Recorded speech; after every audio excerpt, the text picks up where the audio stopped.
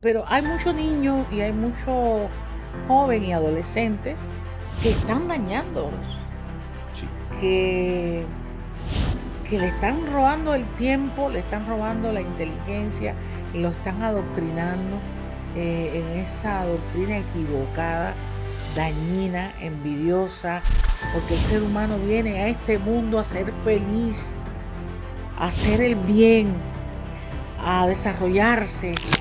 Lucran con la miseria que provocan. Fíjense eso, lucran con la miseria de ustedes. Es la lucha del bien contra el mal. Las dictaduras son el mal.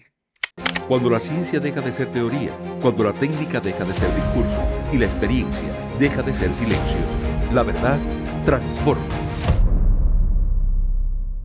Hola, ¿qué tal? Qué gusto volvernos a encontrar con este equipo que formamos Quique, Will, quien le habla, Niro de la Rúa, y todo esto que es Hablando en Voz Alta con María Teresa Pina.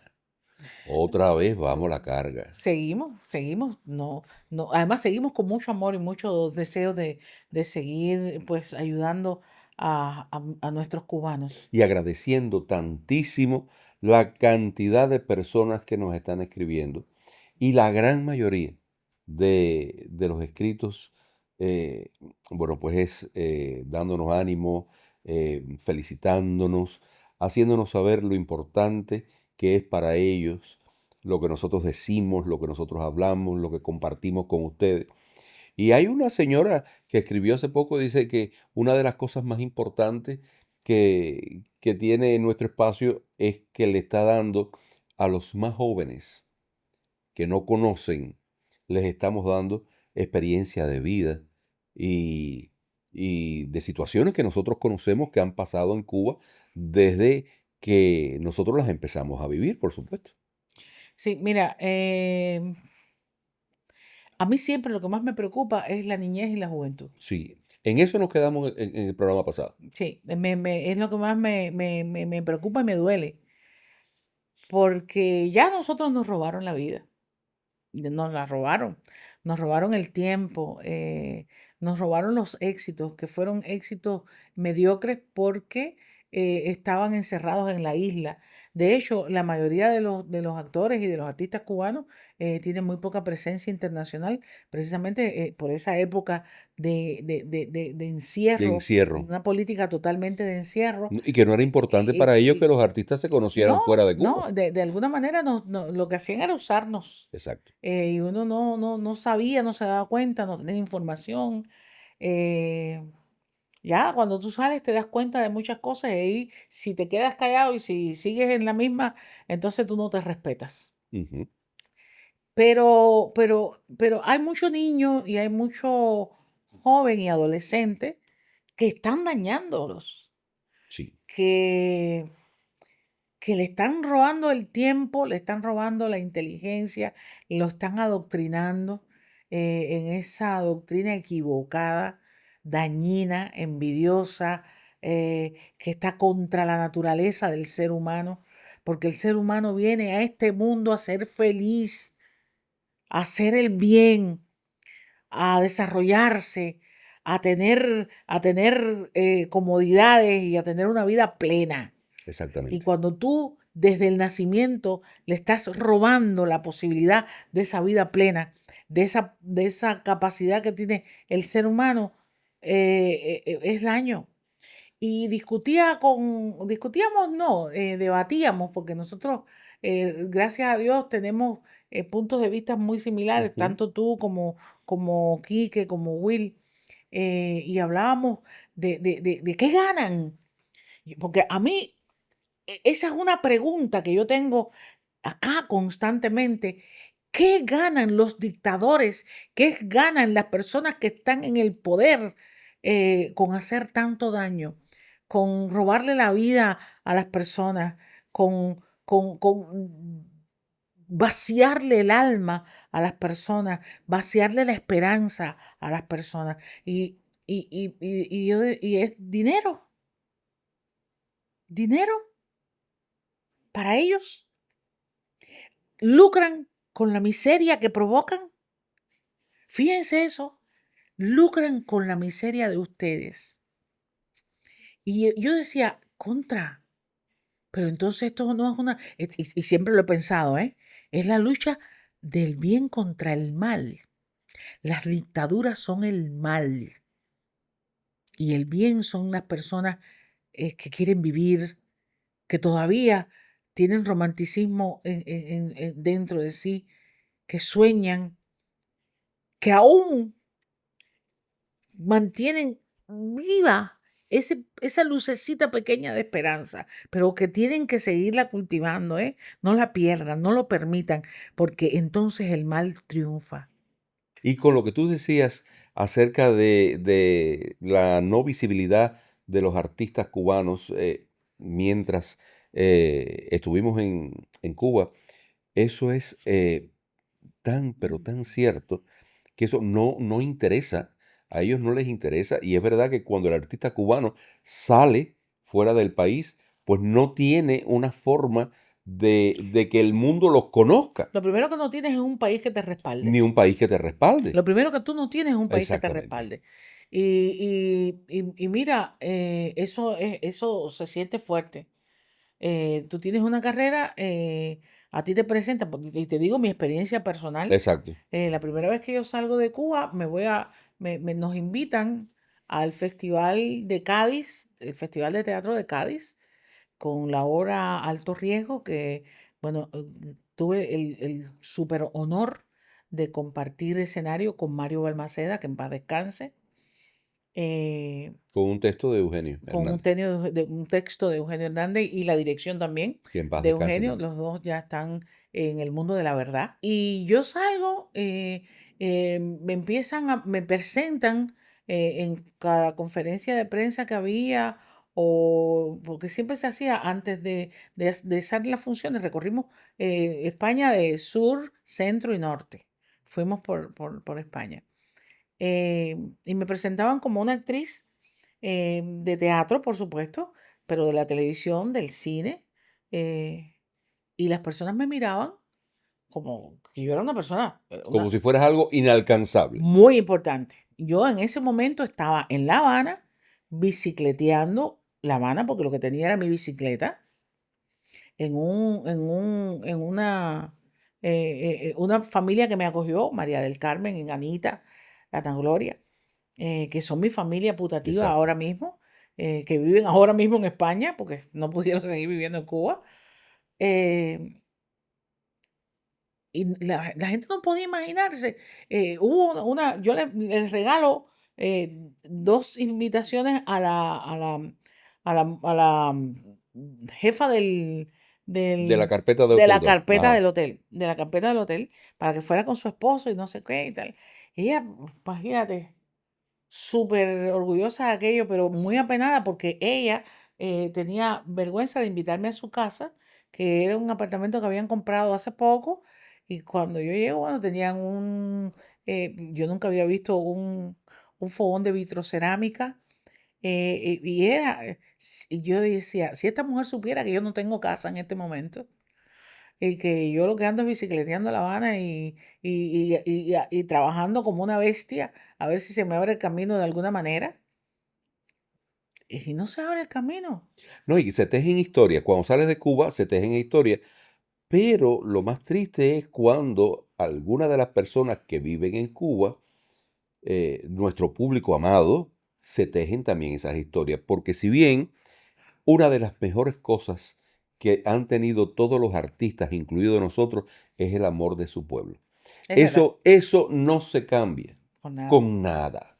Con nada. A mí hubo a alguien que me entrevistó no hace mucho y me dice, ¿temes que los medios te olviden? Y le dije, no, no temo eso. Eso no, en mí no hace mella. Temería que mi pueblo me olvidara, que mi público me olvidara. Y eso, obviamente, no está pasando, No ha gracias a pasado, Dios no ha y pasado. gracias a ustedes. No ha pasado. Yo siento el cariño de los cubanos intacto. Es que en los comentarios, Efectivamente, hace poco eh, estuvimos en Tampa y fue realmente, bueno, pues te sorprende cada día el público cubano. cómo te reconoce, cómo te quiere, cómo se acerca, cómo te dice cosas tan lindas. Y esto que las personas a veces se tejen todas estas historias, quería traerla también un poquitico acá a colación en este espacio donde, bueno, pues estamos nosotros. Y las personas piensan, por ejemplo, quiero hacer la anécdota del Aleco. Ah, ¿Te acuerdas? vale, sí. Yo, hace poco lo decía yo, el carro que yo tenía en Cuba era el carro de mi padrastro, que llegó un momento en que él me lo dio a mí, un carro que él compró, él y mi mamá compraron porque estuvieron en el servicio al exterior y trajeron el dinero, porque, o sea, llevaron el dinero hacia Cuba y con ese dinero compraron ese carro. Bien, yo tuve ese carro y con ese carro pasamos el Niágara en Muchas bicicleta. veces fui el motor de arranque de él, Muchas veces, es verdad, empujándolo. ella fue empujando el carro hasta que el carro se fundió. Cuando el carro se fundió, Se fundió en la última función que exacto, hicimos de La Gran Tirana, después de 2 meses en cartelera, en la cuando se sala estrenó, ajá, Yauradó. eh, Ese día tú estabas con un dolor de cabeza con horrendo, la migraña, yo cansada bestialmente, eh, y bueno, nuestro querido, y en este momento voy a hacerle ese homenaje que él merece, ujú, que en paz descanse, Rogelio Conde, el peluquero y estilista de la obra, había preparado un espectáculo en su cabaret. Él tenía un cabaret de transformismo, eh, con una comida también que había hecho para festejar el fin de la temporada de La Gran Tirana. Y porque allá, él había sido el diseñador de maquillaje y de peluquería de ese monólogo de la Gran sí, Tirana. nosotros con la mejor sonrisa, él con dolor de cabeza. No, no, yo me poncho, perdón, me poncho, no, se me funde el carro subiendo la loma de G. Y tú habías salido para la terminal, yo te llevaba a la terminal de ómnibus que tú ibas a recoger algo que su hermana le mandaba de Ciego de Ávila. Una tela para mejorar el vestuario de la obra. Efectivamente. Una Yo tela. me fundo ahí. Ella coge una máquina de alquiler y se va para la terminal de ómnibus. Y yo tratando de ver cómo yo acomodaba aquel carro en una entrecalle Fue de todo uno G dice así para realmente. dejarlo ahí. Ay, sí. Bien, después había que ir a la fiesta que había preparado Rogelito. Yo no tenía Nuestro querido nuestro Rogelito. querido Rogelio, yo no tenía el más mínimo deseo de ir, pero me dice María Teresa, hay que ir. Tenemos que ir. Llegamos a la casa porque eso fue un domingo, Fue un domingo. que la función fue a las 5 de la tarde. Yo llegué a la casa, casi que llegamos juntos, cerca de las 8 de la noche. A esa hora, báñate, vístete, arréglate, ponte tu mejor sonrisa y vete para el auto ya a ver en qué nos íbamos un domingo, si podíamos agarrar una máquina de alquiler para llegar al auto. Y así fue. Y ahí empezamos nosotros, teníamos que trabajar, era una odisea ir a trabajar, Tremendo, tremendo. sobre todo por las noches, con el problema del transporte. Y era cuando en Cuba se estaban remotorizando los carros. ¿Ustedes se acuerdan de qué? La gente compraba los motores de Los petróleo. motores de petróleo, sí. Pero nosotros no teníamos Dinero. ni el dinero ni la puerta para llegar y ver cómo comprábamos un motor de petróleo y el carro parado. Demasiado. Bueno, por fin nos dieron el norte de un lugar. Allá fuimos con nuestra cara y no nos iban a recibir. Cuando llegamos a la oficina, la persona que nos resolvió, a quien le estamos eternamente agradecidos, no nos iba a recibir. Pero asomó la cabeza y cuando nos vio, entonces nos permitió entrar a su oficina. Ahí estuvimos hablando, le planteamos el problema que Yo le teníamos. hablé de lo terrible de ir por las aceras rotas en tacones. Exacto. Y como decía Consuelito, Le estamos haciendo, con el túnico le puesto. estamos haciendo esta historia porque hay que desconstruir también Sí, ese mito de que el el mito artista, de que nosotros los artistas de Cuba que estuvimos allí callados, como todo el mundo, porque la prisión nadie la quiere, es verdad, pues vivíamos mejor que nadie. Y Eh, no era es cierto. un mito, señores. Estamos desconstruyéndoselo ahora un poquito para que entiendan que hemos sangrado por la misma herida que sangran Que todos los están cubanos. efectivamente. Y entonces, bueno, en aquel conversatorio, él se conmovió de nosotros y dijo, bueno, yo tengo para ustedes ahí un motor, pero cuesta tanto. No teníamos de tanto tampoco. Nosotros no teníamos ese dinero, por supuesto, que era en moneda fuerte, Sí. y no lo En ese teníamos. momento era CUC. Exactamente. Entonces, bueno, pero no, muchísimas gracias. Usted no se preocupe que yo consigo el dinero. Y así fue como hicimos, pedimos aquel dinero prestado, después llegamos a arreglo con la persona que nos prestó el dinero. En fin, ¿para qué le voy a hacer el cuento Es terrible. largo? Terrible. Y volvimos otra vez a tener carro, esta Tiempo que vez uno les roba la creación, ¿eh?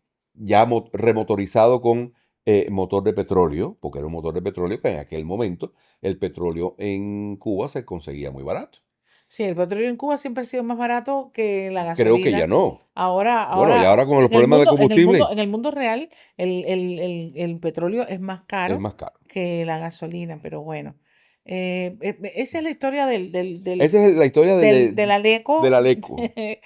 que yo amé y odié al mismo tiempo, Sí, mucho, señor, sí, porque señor. realmente tuve que empujarlo muchas veces porque es así. Bueno, Pero nos sacó de muchos apuros. Usted sabe por qué nos sacó de muchos apuros. A es veces que, es salíamos de que, trabajar es en que, el es ICR que y teníamos, maquillarte. teníamos que trabajar por la noche, entonces corre para la casa, Y vuelve a salir salir. maquillada con tacones, vestido, es muy complicado. Yo siempre dije, y lo mantengo en Cuba, que el vuelo de los artistas, los que no están apadrinados por el gobierno, el vuelo de los artistas que no estamos apadrinados o no estuvimos nunca apadrinados por el gobierno, es un vuelo muy difícil porque es con un ala a ras de tierra. Entonces tú puedes estar en un teatro, llenarlo, la gente se quiere tirar fotos contigo, que tú le tires, que le firmes autógrafos, y después de ese cansancio que genera eh, provocarte sentimientos que no son los tuyos, porque la gente piensa que actuar es solo aprenderte un texto, no lo es mucho más complejo. eh, pues salir para Boyero, estoy hablando del Teatro Nacional, que es uno de los más difíciles, pues salir a Boyero a buscar un botero para que te lleve hasta tu casa con un cansancio terrible y con la sensación de que no tuviste éxito, de que sigues en la misma. Es un vuelo dificilísimo. Por eso muchas personas se refugian en el alcohol o en otras sustancias porque es complicado, es complicado. Y allí solo pueden ser importantes, famosos, ellos. Los demás tenemos que ser simples espectadores del poder.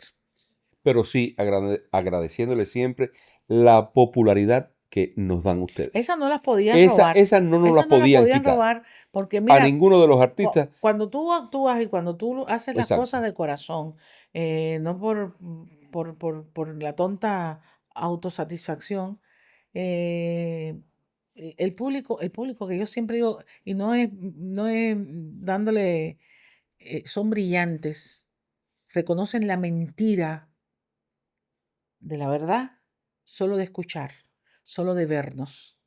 El público es brillante, a ese no hay quien lo engañe.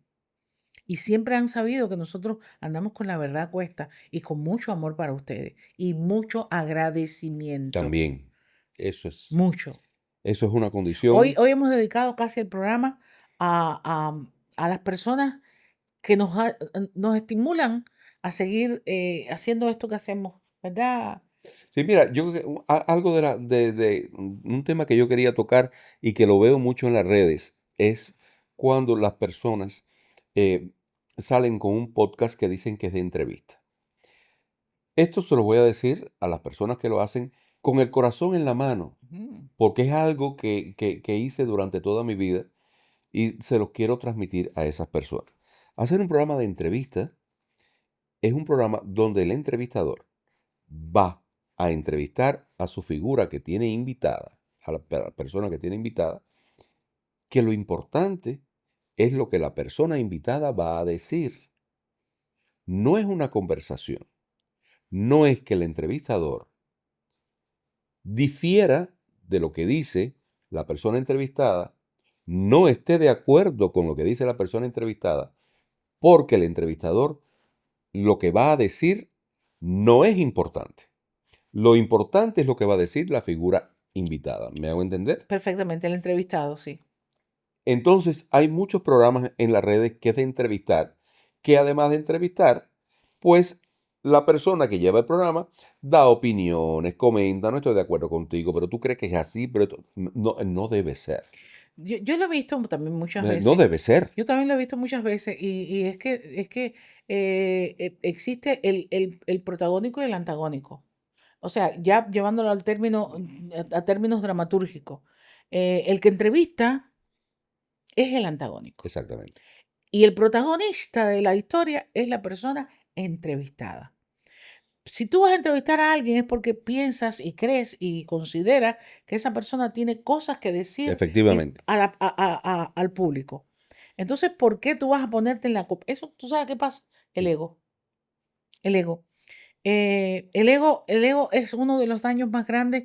Fíjate, hay que tener ego. El que no tiene ego está perdido. Hay que tener ego.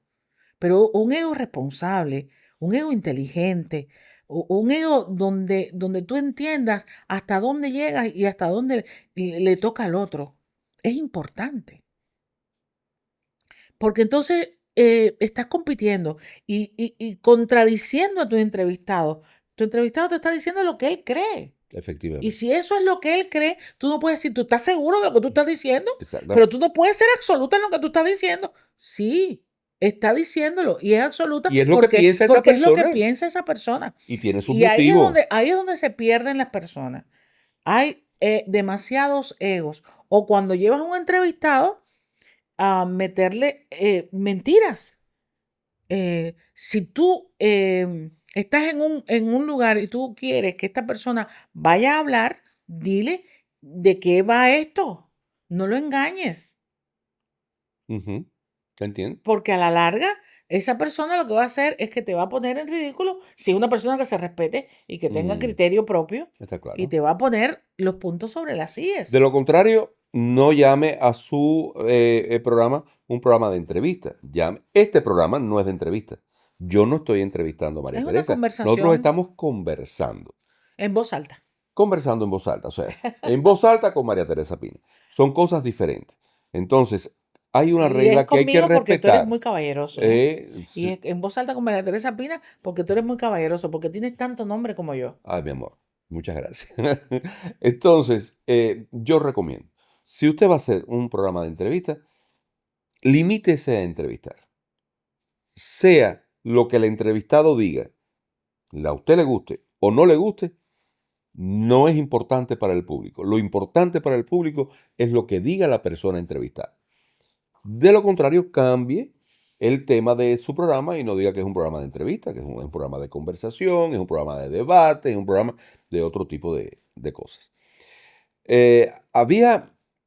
Hay algo que tiene que ver con las cosas que nosotros hemos hecho en nuestra carrera artística y son las narraciones orales. Oh, sí, Las narraciones orales siempre tienen una enseñanza. una enseñanza.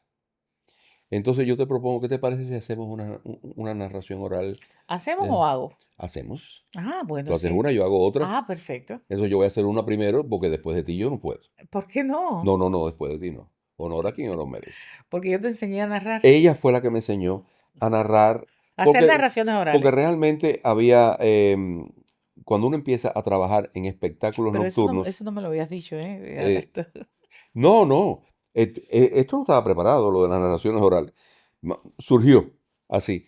Cuando uno hace espectáculos nocturnos, depende del tipo de espectáculo nocturno que sea, tiene que tener muchas herramientas, porque a veces, por ejemplo, cuando yo trabajaba en el Salón Bolero de Dos Gardenias, em, yo tenía una cortina de 15 minutos donde yo tenía que interactuar con el público, hablar y papá.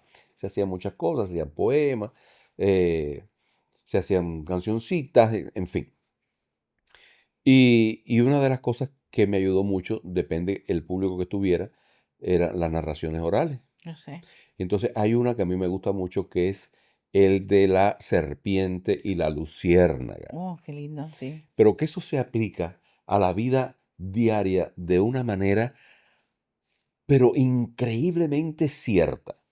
Y decía así, era una luciérnaga que estaba en el bosque, volando de aquí para allá, de allá para acá, regando su luz, como solo saben hacer las luciérnagas y que son tan lindas. Sin embargo, de repente, ella se percata que hay en el suelo una serpiente. Quieta, quietita, la estaba mirando, como volaba de aquí para allá, de allá para acá. Cuando la luciérnaga la ve, dice, tengo que poner distancia de esta serpiente, porque en sus ojos veo que no me quiere bien. Y así, la luciérnaga se alejó de la serpiente y empezó a volar un día y una noche y un día.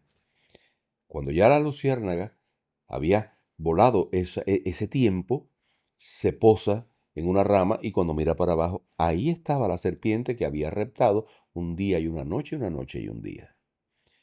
La luciérnaga se asustó muchísimo y dijo, pero pensé que había dejado atrás el peligro y no fue así. Y volvió a volar un día y una noche y un día y otro día y otra noche más. Ya estaba extenuada cuando de repente vio que estaba la serpiente abajo que había reptado un día, una noche, un día y otra noche más. Ya sin fuerzas, casi delante de las fauces de la serpiente, la luciérnaga cayó y le dijo, sé que me vas a comer, pero quiero hacerte 3 preguntas. ¿Te molesta? A lo que la serpiente le dijo, no me molesta para nada. Haz tus 3 preguntas. Y le dijo, ¿acaso pertenezco yo a tu cadena alimenticia? Y la serpiente mirándole a los ojos le dijo, ¿tú? ¿Tan pequeña e insignificante? ¿Cómo crees? Entonces, hazme tu segunda pregunta. ¿Te he hecho yo algún daño? Le preguntó la luciérnaga, a lo que la serpiente le dijo, no puedes. Tú no puedes hacerme daño, tan insignificante que eres. Hazme tu tercera pregunta. Y le dice la luciérnaga, entonces, ¿por qué me odias tanto?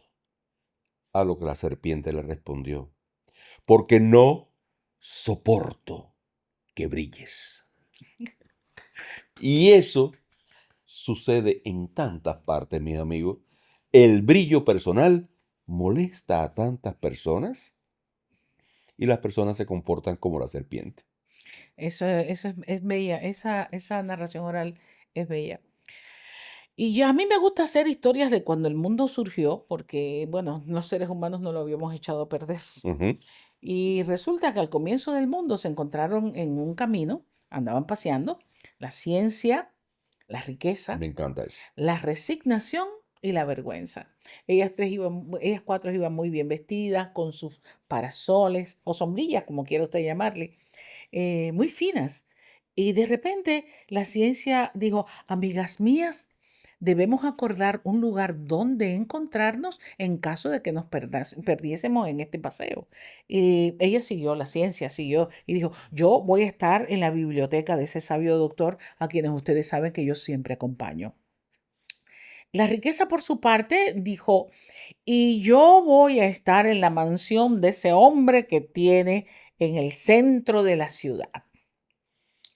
La resignación, por su parte, dijo, y yo voy a estar en la choza de ese pobre anciano que tanto ha sufrido en la vida. Como ellas 3 veían que la vergüenza no decía nada, le preguntaron al unísono, amiga mía, ¿y a ti? ¿Dónde podemos volverte a encontrar? A lo que la vergüenza, sonriendo, le dijo, ay, amigas mías, a mí, una vez que se me pierde, jamás se me vuelve a encontrar. Uy, qué maravilla. A mí ese me encanta, de verdad que, Por eso lo hice. porque es verdad. A la vez que se pierde por vez primera la vergüenza, más nunca. Yo les, Ella no regresa no, más. yo le hacía una introducción a ese cuento bueno, yo empecé a narrar historias con mis sobrinas en el año 93, donde los apagones estaban como ahora, donde el hambre era horrendo. Y yo me desesperé y mi mamá me mandaba a hablar bajito, que en paz descanse mi madre querida.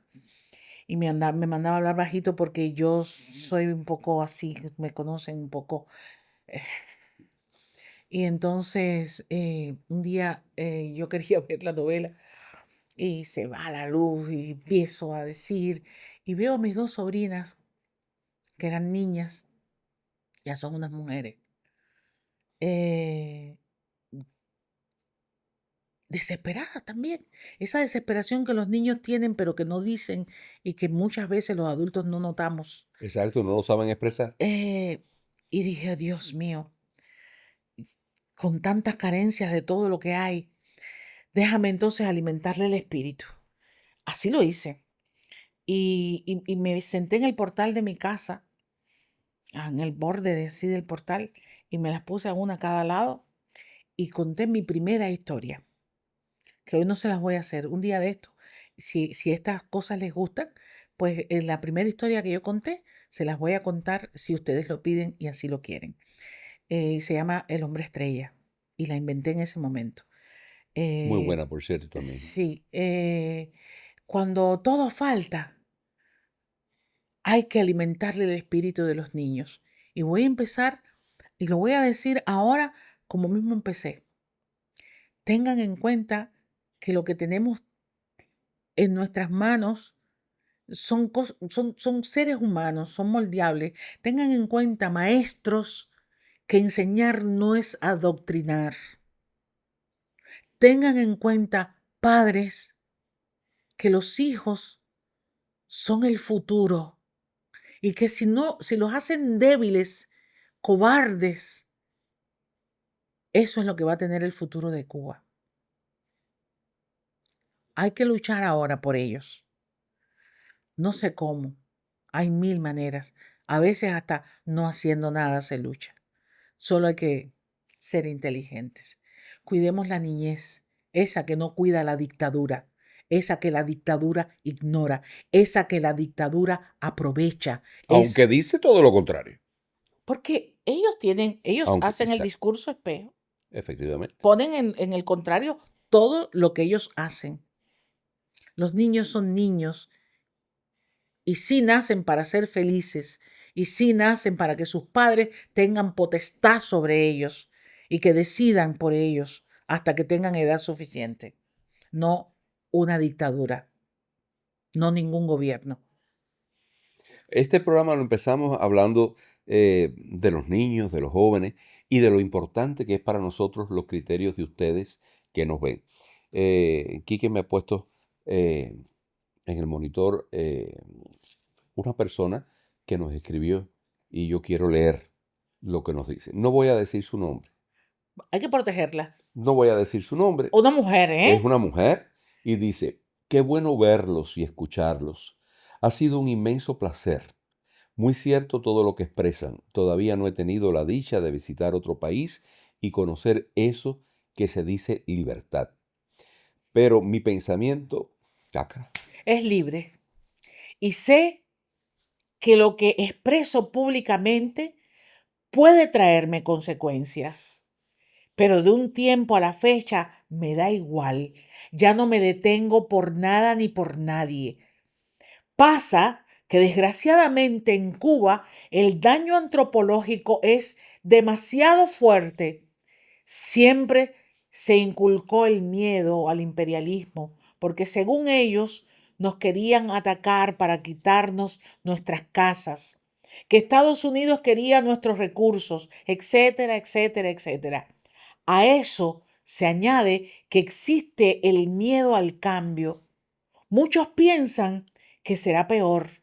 En fin, es necesario hacer un trabajo psicológico para que el pueblo pueda sanar de tanta manipulación y no cansarse. Es algo que no se puede dejar de lado. La mentalidad del cubano tiene que desarrollarse para poder tomar decisiones certeras y no caer en la misma pesadilla, porque es una gran pesadilla de la que uno no haya cómo despertar y siquiera y quisiera por fin lograrlo. Muchas muchas. gracias por su programa. Espero que ayude a muchos a despertar. Creo que la fama y la dulzura de ustedes puede lograrlo. Bendiciones miles. Mira, nos... Estamos aquí todos moqueando un poco. Toca muy duro, ¿eh? Viva Cuba libre. Y como esa mujer que escribió eso, sigan luchando, aunque sea en silencio. Sigan. Bueno, pues para ti, mi niña, gracias por dedicarnos un tiempo, gracias por tus palabras. Y tenemos otro comentario que habla de las dificultades por las que pasan aquellas personas que son trabajadores por cuenta propia. Eh, es increíble personas que se dedican a trabajar, que se dedican a darle un buen servicio o lo que pueden al pueblo y están realmente asfixiados. Los asfixian. L- Porque esos no tienen el apoyo de ninguno de ellos, o ninguno de ellos tiene interés en el pequeño negocio que ha tratado de emprender. Exacto. Es que hay muchas personas creativas en Cuba y que en contra de todo lo intentan, lo tratan, y los asfixian. Así. Porque los inspectores de Cuba no son para control de calidad, son para esquilmarlos todo el tiempo. Así mismo es. Lamentablemente está sucediendo y son personas que, como hemos dicho en otro programa, lo que quieren es trabajar, lograr un bienestar, ofrecer un bienestar y no pueden estar siendo atacados constantemente. Por favor, hay que llamar a la cordura. La dictadura no tiene cordura, No papi. tiene, no, No tiene cordura. no tiene cordura. A la dictadura, las dictaduras hay que sacarlas. No se van porque sí. No. Y, por favor, escucha, quiero escuchar. Bueno, dice, es esta misma muchacha. Dice, tengo que ponerme fuerte, mi amiga. Es lo que sucederá el día que desaparezca esta dictadura. Aquí hay muchas personas con deseos de trabajar y avanzar, pero con tantas trabas se hace imposible. Ayer estuve llenando por curiosidad una declaración jurada y me quedé impactada. Todo el sistema que tiene implantado entre pagos de tributos y fisco es una fórmula perfecta para quedarse con todo el dinero del TCP. Trabajador por cuenta propia, ¿no? Me quedé loca y sin ideas. La declaración jurada se hace sobre los ingresos totales. Imagínense que con la inflación las inversiones son altas y la ganancia es mínima. Imagínense, solo puedes declarar el 20% de los gastos más lo que tengas facturado. Muy pocos dan factura. Aparte, le mandan inspectores para, por cualquier detalle, poner multas por encima de 16.000 pesos y algunos decomisan los productos. Todo lo quieren para ellos y que el pueblo no maneje dinero. Así no se puede. De verdad, no se puede salir adelante. No es posible. No es posible.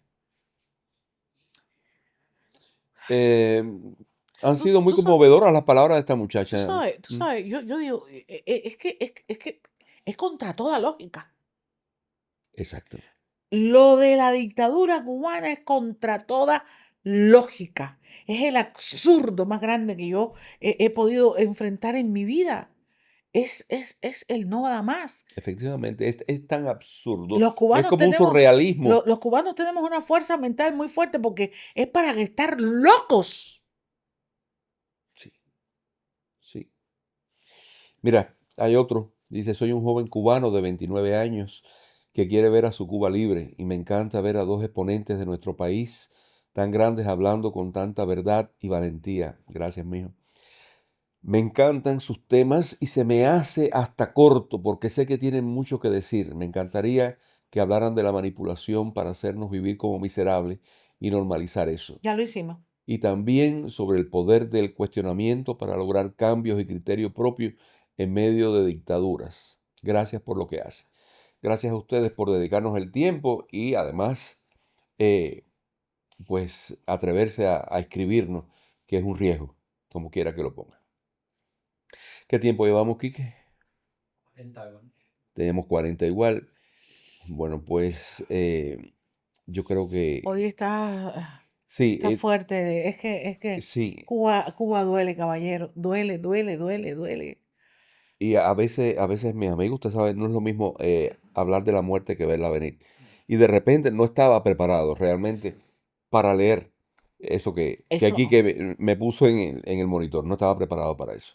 Entonces ya Mira, Por hoy vamos llegando al final. qué emoción al escuchar el nombre de mi madre, Olga Pérez Alemán, y el de mi tío Ricardo Pérez Alemán.